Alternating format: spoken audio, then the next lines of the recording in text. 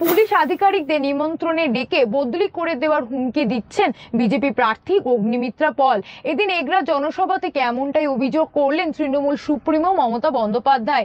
এদিন তিনি আরো বলেন, ভোটের সময় ডিনার বা লাঞ্চে কোনো রাজনৈতিক নেতা বা প্রার্থী ডাকতে পারেন না।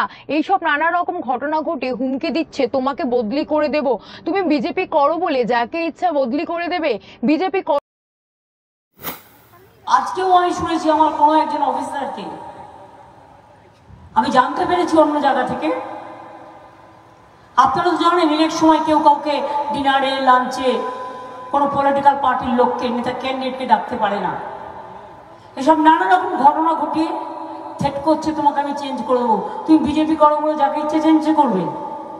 বিজেপি করো বলে কমপ্লেন করলেই ওসি চেঞ্জ, কমপ্লেন করলেই এসপি চেঞ্জ। আরে এক মাস তুই ইলেকশন তো এক মাস সময় 15 দিন, তারপর কি করবে?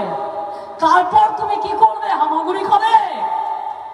জিজ্ঞেস করুন, হামাগুড়ি খাবে না দোলনায় চড়ে দে দোল দোল লাগাও এইটুকু এই গান গাইবে?